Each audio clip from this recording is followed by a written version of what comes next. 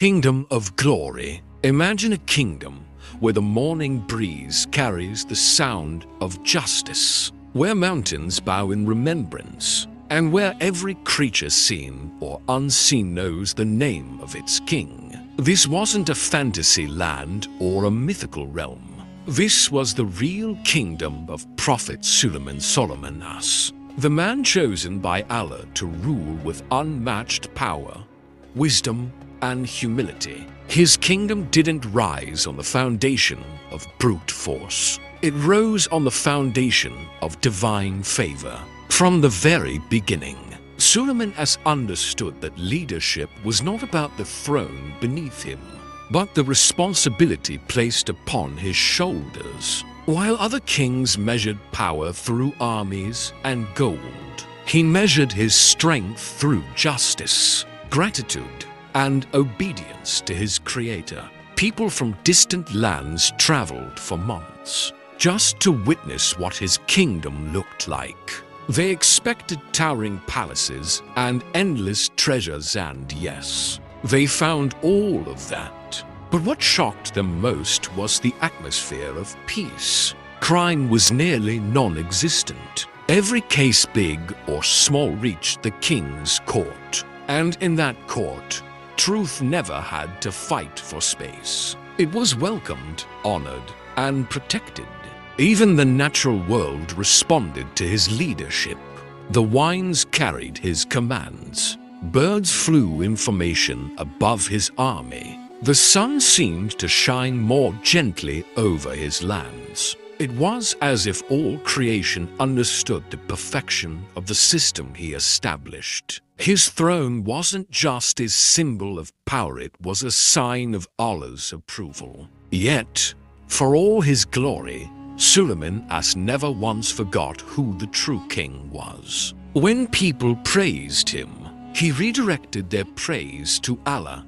When they marveled at his command over nature, he reminded them that every miracle came from the one who created nature itself. And when his wealth expanded beyond measure, he would bow his head and whisper a prayer of gratitude. This is what set Suleiman apart from every ruler who ever lived. His kingdom was breathtaking, but the humility behind it was even more powerful. This combination of unimaginable power and unwavering gratitude made his reign the greatest that history has ever seen. And this is where the story begins. A king with every resource in the world, yet a heart that stayed anchored in obedience. The child who spoke like a king. Long before Prophet Solomon has sat on a throne of glory, he was a young boy with a mind sharper than the elders around him.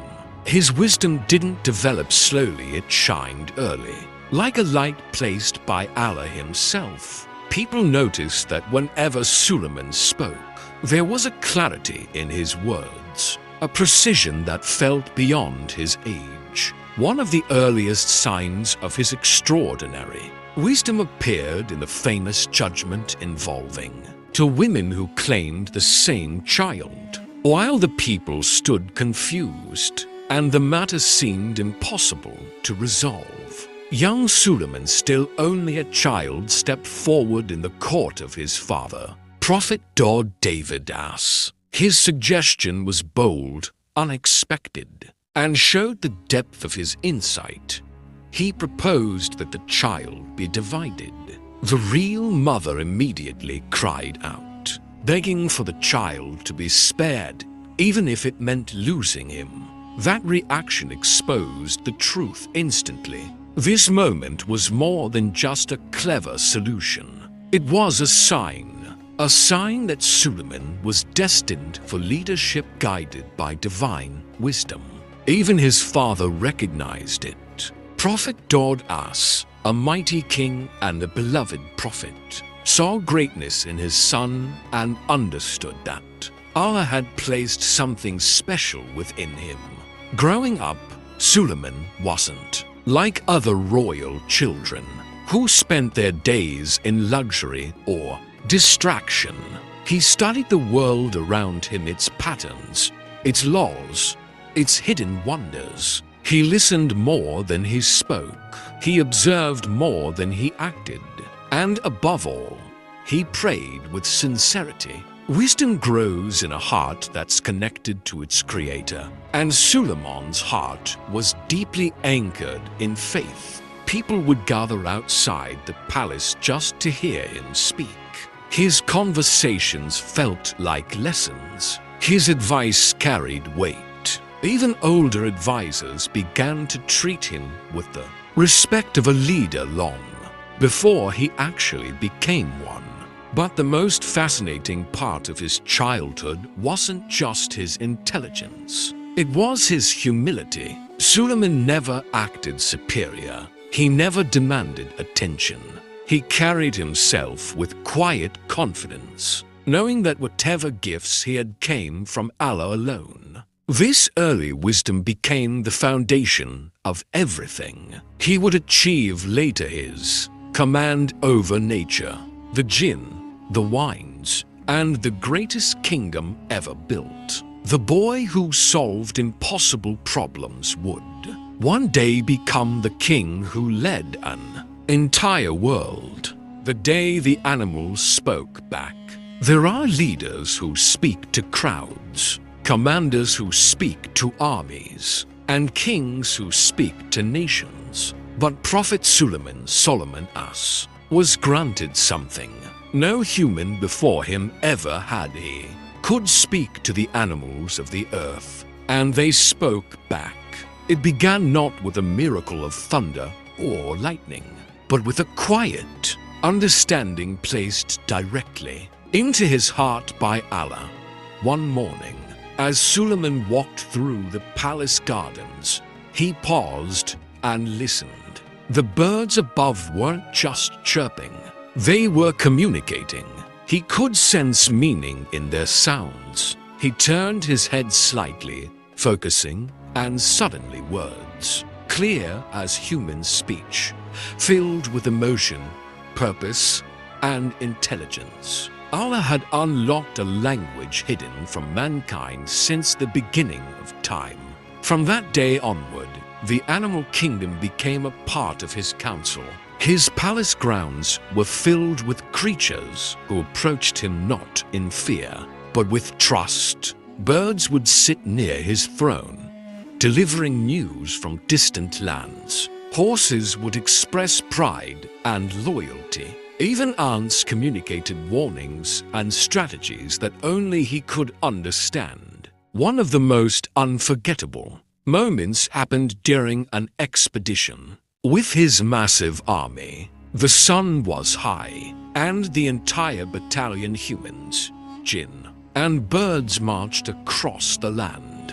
As they approached a narrow valley, Suleiman suddenly heard a tiny, urgent voice. It was an ant. She was warning her colony. Enter your homes before Solomon and his forces crush you without realizing it. The world would never have noticed a sound that small, but Suleiman did. He smiled, humbled by the ant's awareness and responsibility. He immediately ordered his army to halt, making sure the entire colony slipped safely underground. This moment wasn't just a miracle. It revealed Suleiman's character. With the greatest military force ever assembled behind him, he stopped everything. For a creature smaller than a grain of rice, his compassion extended beyond humans, beyond jinn, beyond the powerful. It reached the tiniest forms of life, and this power didn't make him arrogant. Instead, it made him grateful.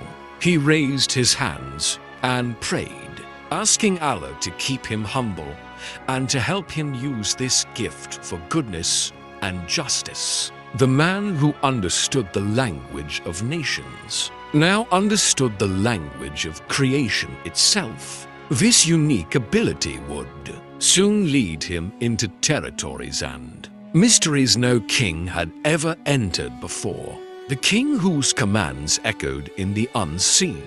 Before Prophet Solomon us, the Jinn were a hidden world, unpredictable, powerful, and feared by humans. They moved through realms people could not see, whispered through places no soldier could reach, and possessed strength no army could match. But Allah granted Suleiman a gift unlike any ruler before or after him: complete command over the Jinn.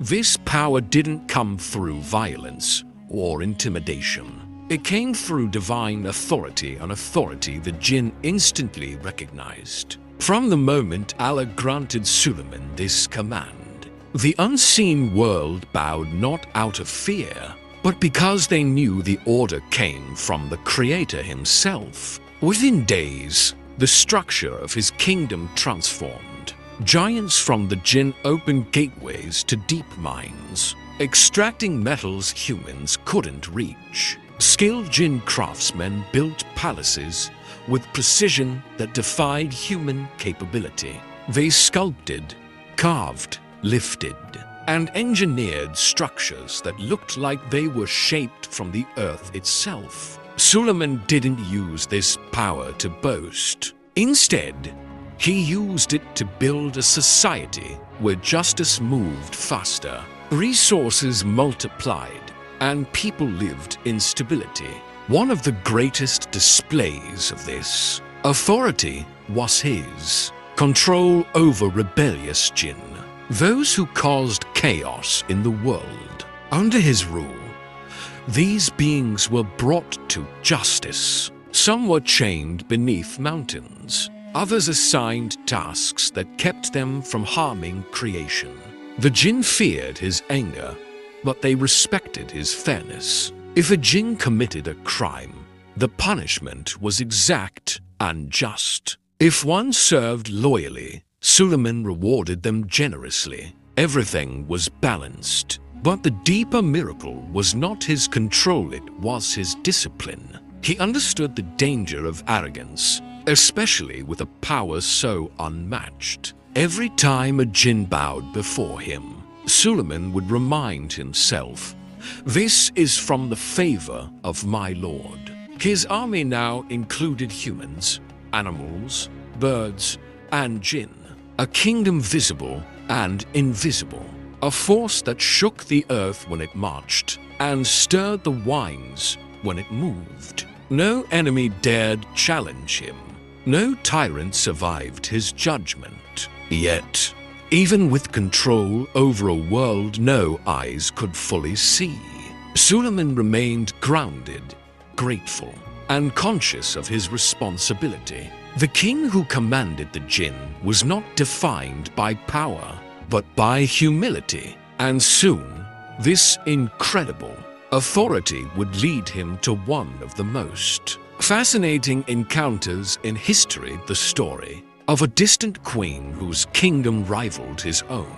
The queen who challenged a king far beyond the borders of Suleiman's vast empire.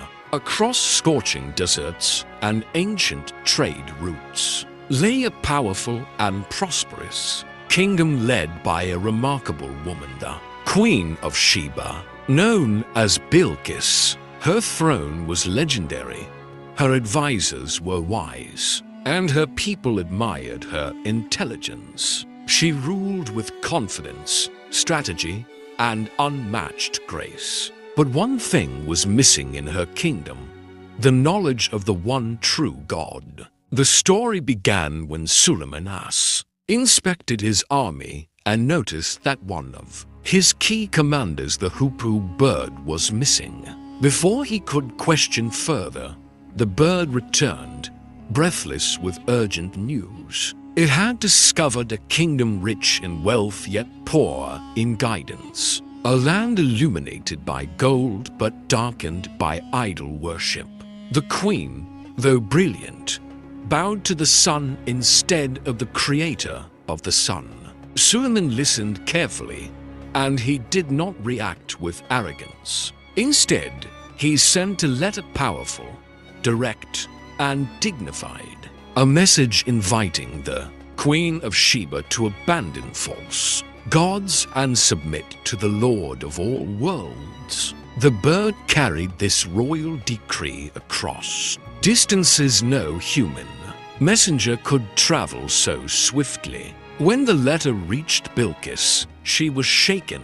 She sensed the tone of true authority, something beyond human royalty. She gathered her advisors, and her court debated whether this was a threat or a divine warning. Unlike many rulers who let pride cloud their judgment, Bilqis was wise enough to analyze. She decided to send lavish gifts to Suleiman, hoping to test whether he was a king seeking wealth or a prophet seeking truth. But when the gifts arrived, Suleiman rejected them. His message was clear. What Allah has given me is far greater than anything you could offer. It wasn't arrogance, it was clarity. He wanted her to understand that no gold, no gems, no wealth could sway a prophet. This moment changed everything. The queen realized she was facing someone unlike any ruler she had ever encountered. Someone whose power wasn't built on conquest, but on divine command. So, she made a decision that would alter the course of her life and her kingdom. She prepared to travel to Jerusalem, not to challenge Suleiman, but to witness the truth for herself. The journey ahead would confront her beliefs, test her intelligence, and eventually transform her heart. The palace that defied the eyes. When Queen Bilqis finally arrived at the borders of Suleiman's kingdom, she expected grandeur, but nothing prepared her for what she was about to witness. Every mile closer felt like stepping into another world, a world shaped not just by architecture or wealth, but by divine wisdom. Towers shimmered like morning light. Gardens stretched endlessly, and the very air carried an aura of peace. Suleiman already knew she was approaching. Before welcoming her, he prepared one of the greatest demonstrations of truth the world had ever seen, a palace that would test not her power, but her perception. His Jinn craftsmen worked swiftly, assembling something extraordinary. A massive hall whose floor looked like flowing water. Beneath it were exotic fish and sparkling stones, creating the illusion of a river running inside the palace. But the surface was pure, crystal clear, glass so flawless that no human eye could distinguish it from real water. Before this moment, Suleiman had already amazed her. With Allah's permission, he had transported her, thrown her exact throne from Sheba to Jerusalem in the blink of an eye. When she entered the courtroom and saw it standing before her, she whispered in awe, "It seems the same." But deep inside, she knew this was no ordinary king. And now, the final unveiling awaited her. As Bilqis stepped toward the glass palace floor, she paused. Her mind told her it was water. Her eyes insisted it was water. She lifted her dress slightly, preparing to wade through the shallow stream. Suleiman gently told her, "It is a palace made of glass." The moment her foot touched the surface, realization struck her like lightning. What she saw and what existed were two different realities. She had walked into a realm where illusions shattered and truth became undeniable. This wasn't a trick. It wasn't a show of superiority. It was a divine sign.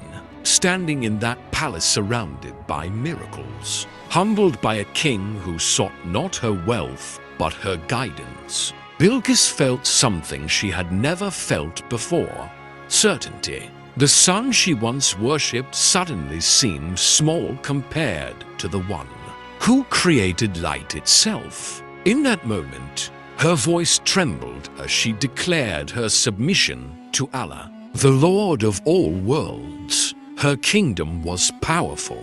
Her intellect was unmatched. But true greatness began the moment she recognized the truth. The kingdom granted once in history, long before Suleiman has built his extraordinary empire. He made a dual one so powerful, so sincere, that Allah accepted it in a way no human being would ever experience again. He stood before his Lord and asked, "O Allah, grant me a kingdom that will never be matched by anyone after me." This was not a request born from ego. It wasn't about outshining kings or leaving behind monuments. Suleiman asked for a kingdom unparalleled in history so that the world would witness Allah's power through him. His entire reign would become a living sign, a reminder that when Allah chooses a servant, He elevates them beyond the imagination of mankind. And Allah answered that prayer. His kingdom became a blend of the seen and the unseen. Humans walked beside Jinn. Birds flew overhead carrying messages. The winds obeyed commands like loyal soldiers. Even the mountains echoed praise when he recited the words of Allah. Every empire that came after tried to replicate that greatness. None succeeded. Not the pharaohs with their towering pyramids. Not the Romans with their disciplined armies. Not the Persians, the Mongols, or the Ottomans with their vast territories. Their legacies, however grand, belonged to the world of men.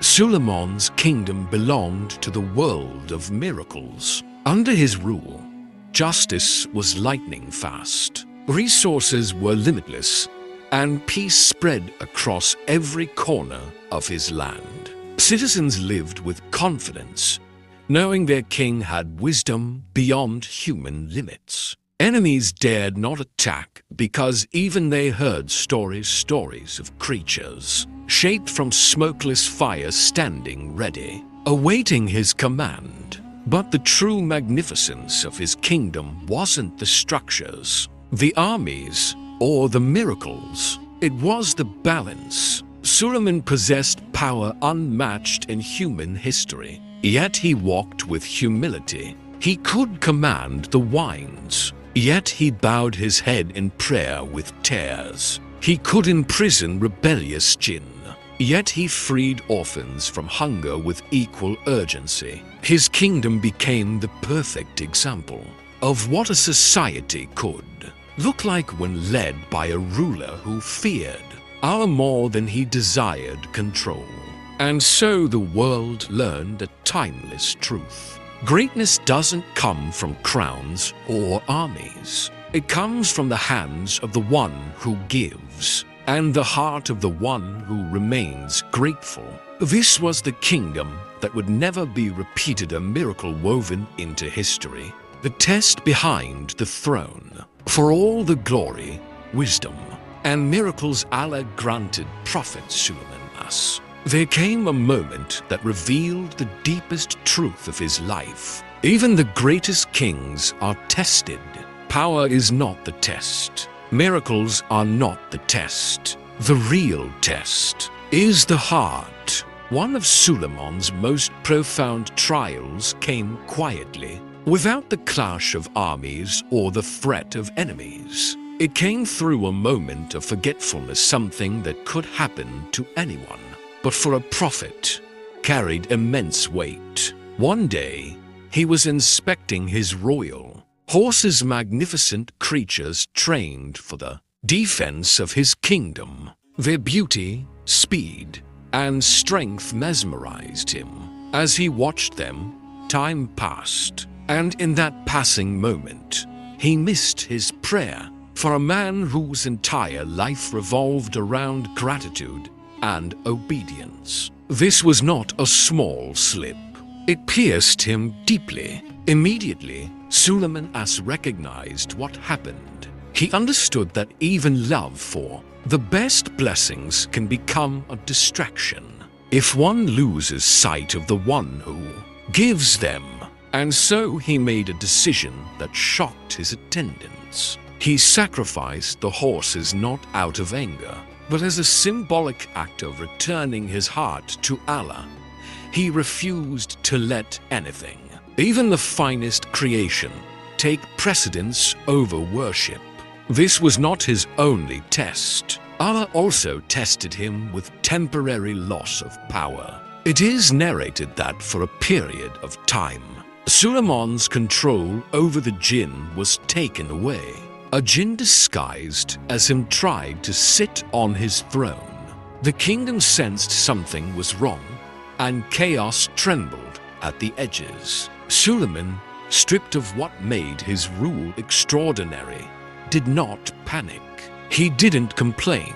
Instead, he turned back to Allah with humility, patience, and unwavering trust. And just as quickly as it was taken, Allah restored his authority stronger than before. These tests were reminders, even for a king whose empire touched the heavens, that guidance and success come only from Allah. Through these trials, Suleiman As became an example for all leaders and believers. No matter how high Allah elevates you, the heart must remain grounded. No blessing should ever outshine the one who sends it. And true greatness is not found in what you hold, but in how tightly you hold on to faith. His tests refined him, polished him, and prepared him for the justice system that would shape civilizations long after he was gone. The court where truth never lost. Prophet Suleiman's kingdom was not remembered only for its miracles. It was remembered for its justice. His court became the place where the rich and poor stood on equal ground, where truth was not drowned by power, and where every case, whether between kings or common villagers, was handled with the same precision and fairness. What made his justice system extraordinary wasn't its size, but its honesty. Suleiman As didn't judge based on emotions, assumptions, or appearances. He judged based on truth, no matter how deeply it was buried. One of the most famous examples was the dispute between a farmer and a shepherd. The shepherd's goats had wandered into the farmer's vineyard at night, destroying the crops. According to the laws of the time, the farmer demanded ownership of the shepherd's goats as compensation. When the case reached Suleiman, he didn't react immediately. He observed both men, listened to their words, and studied their emotions. Then, with wisdom far beyond human logic, he made a decision no one expected. He ordered that the goats be temporarily given to the farmer, not as payment, but so he could benefit from their milk, wool, and produce. Meanwhile, the shepherd would work to restore the vineyard. When the vineyard returned to its original state, the goats would be returned to the shepherd. This judgment did more than solve the problem. It taught a principle that echoed through generations. Justice must heal both sides, not destroy one to compensate another. Suleiman's court was also known for exposing hidden motives. People who tried to deceive him quickly realized they were dealing with a prophet whose insight came from Allah.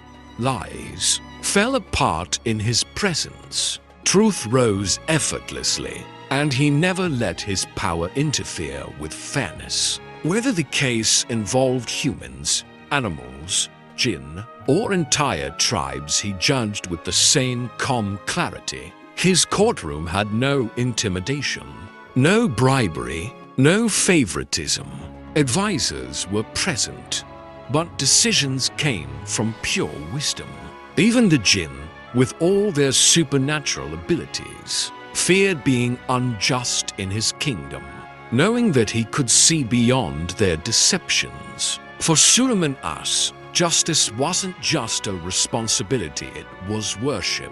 Every verdict he gave was a prayer in motion. Every decision was an act of obedience. And because of this, people lived in a society where justice wasn't delayed and wasn't denied. It was this unwavering commitment to fairness that made his leadership a model for anyone who seeks to rule with integrity. Leadership that time could not erase. Centuries have passed since Prophet Solomon has walked this earth. Yet his leadership remains a blueprint the modern world still struggles to match. Presidents, CEOs, generals, and policymakers study history searching for examples of perfect governance. But the lessons they chase were lived flawlessly by a prophet whose power never corrupted him and whose humility never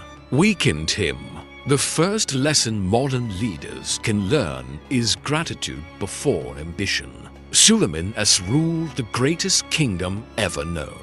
Yet every accomplishment brought him closer to Allah, not farther. Today, leaders chase more wealth, more influence, more recognition, but Suleiman taught that true strength begins with acknowledging the one who grants it. The second lesson is justice without bias. His court didn't bend for royalty, didn't soften for the wealthy, and didn't ignore the poor.